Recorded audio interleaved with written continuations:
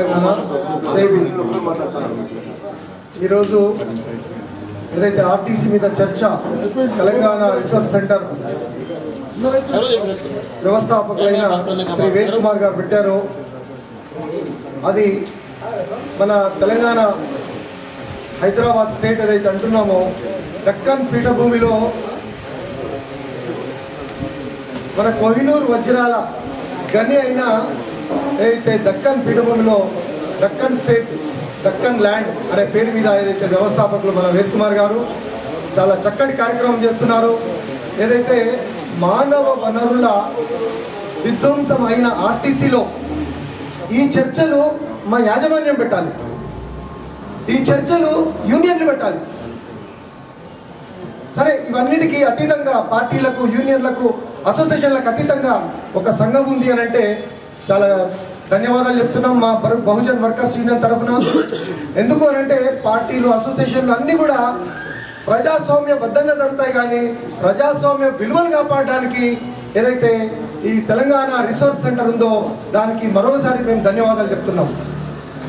ఎందుకనంటే ఇవాళ తెలంగాణ ప్రజల పక్షాన భిన్నమైన వ్యక్తుల వాళ్ళ భిన్న అభిప్రాయాలను ఆర్థిక, సామాజిక, రాజకీయ విశ్లేషణ చేస్తూనే ఒకవైపు తెలంగాణ సాధిస్తూనే తెలంగాణ సాధించిన తర్వాత బంగారు తెలంగాణ దిశగా ఏం చేయాలని చెప్పి ఈ యొక్క 161 కార్యక్రమాలు చేస్తున్నందుకు మేము మరోసారి ధన్యవాదాలు చెప్తున్నాము.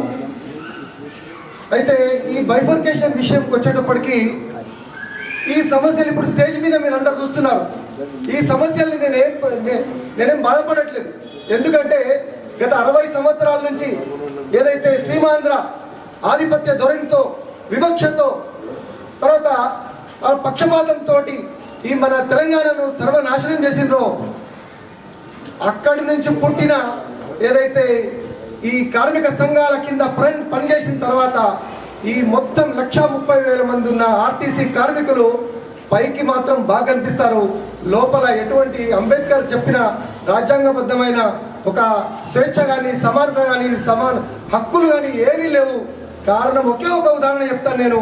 ఇవాళ ఒక కార్మికుడు తన కాల్ లెటర్ పట్టుకొని గేట్లోకి వస్తే ఏదో ఒక యూనియన్ కిందకు ఉండాల్సిన అవసరం ఉంటుంది, కానీ తను స్వేచ్ఛగా నేను ఏ యూనియన్ కాదని చెప్పలేని పరిస్థితులు ఉన్నది. దాన్ని బట్టి మనం స్వేచ్ఛ ఎంత ఉందో చెప్పొచ్చు మనం. కాబట్టి ఏ కార్మికుని కూడా స్వేచ్ఛ లేని పరిస్థితి. ఇదంతా మానవ వనరుల ధ్వంసమైంది. కాబట్టి ఈ మానవ వనరుల ధ్వంసాన్ని ఆ విధంగా మనం దాన్ని నిర్మాణం చేయాల్సిన అవసరం ఉంది ఆర్టీసీలో. ఇది అన్ని యూనియన్లు కూడా తర్వాత మనం ఏదైతే ఆర్టీసీ కార్మికుల మీద మనం ప్రేమ చూపిస్తున్నాం వీళ్ళందరూ లోతుగా ఆలోచించి రాబోయే తెలంగాణలో ఎట్లా మనం ఆలోచించాలో, ఎటువంటి డెవలప్మెంట్ తీసుకురావాలో మనం ఆలోచించి అటువంటి చర్యలు తీసుకోవాల్సిన అవసరం ఉంది. విభజనకు వచ్చేటప్పటికి మనకు ఒక దౌర్భాగ్య పరిస్థితి ఎక్కడే మొదలైందంటే తెలంగాణ పోరాటం, సకల జన సమ్మె అన్నీ అయిపోయింది, తెలంగాణ కూడా డిసైడ్ అయిపోయింది. కానీ మే 28 తారీఖు, మార్చి 28 తారీఖు అప్పుడున్న యూపీఏ గవర్నమెంట్ సిన్హా కమిటీ పేరు మీద 294 మంది ఐఏఎస్ ఆఫీసర్లను, 207 ఐపీఎస్ ఆఫీసర్లను, తర్వాత 127 మంది ఐఎఫ్ఎస్ ఆఫీసర్లను 2 రాష్ట్రాలకు పంపకం చేయమని చెప్పి అప్పుడున్న చీఫ్ సెక్రటరీ మహంతి గారికి చెప్తే ఆయన 45 రోజులు టైం తీసుకొని ఆ తర్వాత ఎక్కడ అసలు ఏ గైడ్ లైన్ తీసుకుంటున్నాడో ఆ ఐఏఎస్ ఆఫీసర్లకే తెలియదు. ఆ విధంగా తయారు చేసి పెట్టిన తర్వాత ఆ ఫైల్ కాస్త మన్మోహన్ సింగ్ దగ్గరకు వచ్చేటప్పటికి మన దౌర్భాగ్య పరిస్థితి ఏంటంటే అప్పుడు సార్వత్రిక ఎన్నికలు జరగడం, తర్వాత దాన్ని మెల్లగా పక్కకు రిజెక్ట్ చేయడం, ఆ నోటిఫికేషన్ వచ్చిందని అక్కడి నుంచి మన కష్టాలు మొదలయ్యాయి. రెండో కష్టాలు ఇప్పటిదాకా వాసు గారు కరెక్ట్గా చెప్పారు. కాబట్టి ఈ విధంగా ఏవైతే మన కష్టాలు మొదలైన, ఒకటేమో మన దురదృష్టం, ఒకటి మన అనైక్యత. ఇప్పుడు మనం చేయాల్సింది విభజన అయితే ఏం ఉపయోగము, కాకుంటే ఏం నష్టము, గంటలు చెప్పుకోవచ్చు, కానీ కార్యాచరణ ముఖ్యం. మనకు ఏం చేయాలి, పోరాట పటిమలు, ఒక విజయం తర్వాత మళ్ళీ ఒక స్తబ్దత ఏర్పడుతుంది ఎక్కడైనా, కానీ ఆ స్తబ్దతలో ఉన్నాము ఇప్పుడు అందరము. ఏమంటే అక్కడ వాళ్ళ 43 అయింది, మనకెంత అవుతుంది. కాబట్టి మన స్తబ్దతలకు వెళ్ళి మనం బయటికి వెళ్ళాలి. పోరాట పటిమలని, మన యొక్క ఈ పోరాట లక్షణాన్ని ఈ మన సీమాంధ్ర అధికారులు ఎవరైతున్నారో, సీమాంధ్ర యూనియన్లు ఏవైతున్నాయో అవన్నీ కూడా మనం ధ్వంసం చేసినాయి. కాబట్టి మనం ఐకమత్యంగా మళ్ళీ పోరాడి ఇప్పుడేదైతే మన హరికిషన్ గారు చెప్పారో అతీతమైన శక్తి, దేవుళ్ళని నమ్మే పరిస్థితులు ఎవరు లేరు. ఇలా ఎక్కడి నుంచో వస్తాడు కృష్ణుడు వస్తాడు, ఇంకెవరు వస్తాడని అదేం లేదు. కాకపోతే ఎక్కడి నుంచో ఒక శక్తి ఉద్భవించాలి తప్ప ఇంకా వేరే లేకుంటే మనమందరం కలిస్తే తప్పకుండా అవుతుంది. కానీ ఇవాళ చిన్న యూనియన్లు కానీ చిన్న వ్యక్తులు కానీ చిన్న చూపు చూడకుండా మనందరం కలిసిమెలిసి చేస్తే అవుతుంది.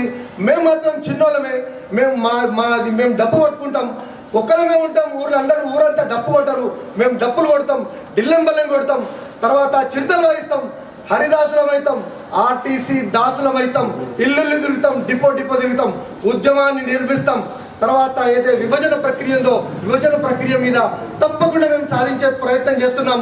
ఒకవైపు ఆ విధంగా మా బహుజన్ వర్కర్స్ యూనియన్ తరఫున ఏదైతే మాకు ఒక రీసెర్చ్ వింగ్ ఉన్నది మా దగ్గర, అదేంటంటే 1968 తర్వాత ఈ సీమాంధ్రులు ఏ విధంగానైతే హరిత విప్లవాన్ని యూజ్ చేసుకొని ఏ విధంగా వాళ్ళ హరిత విప్లవాన్ని యూజ్ చేసుకొని బాగా డబ్బు సంపాదించిన తర్వాత అవన్నీ ఎట్లా మద్రాసు పంపించారు, అక్కడికి వెళ్ళి ఏ విధంగా విద్యా విధానంలోకి వెళ్ళిపోయారు, ఆ తర్వాత అక్కడనే పరిశ్రమలు ఎట్లా నెలకొల్పారు. ఈ పరిశ్రమలలో ఒక కుట్రపూరితంగా ఈ ట్రేడ్ యూనియన్లకు కూడా వీళ్ళే దిగినరు. ఇదే సీమాంధ్రులు దిగి ఈ ట్రేడ్ యూనియన్ కూడా నాశనం చేసి కార్మికులను ఒక కలుషితం చేసి మన మనోభావాలను మొత్తం విధ్వంసం చేసిన కారణంగా మనం ఈరోజు ఈ స్థితిలో ఉన్నాం. కాబట్టి సోదరులారా, ఇది మార్చాలి. ముందు విభజన ప్రక్రియ మనం చేయాల్సిన చర్య ఏంటి, మనం ఏం చేయాలి, మీరు ఆర్డర్ ఇవ్వండి, మేమంతా వెనక తిరుగుతాం. కానీ తప్పకుండా విభజన చేయాలి. ఆ తర్వాత మళ్ళీ ఇదే అనిల్ కుమార్ గారు డెవలప్మెంట్ మీద, బంగారు తెలంగాణ మీద ఇంకా ఇది రెండో కార్యక్రమం. మీకు మొదటి కార్యక్రమం తెలుసో తెలియదు, ఆర్టీసీ మీద రెండో కార్యక్రమం నిర్వహించారు.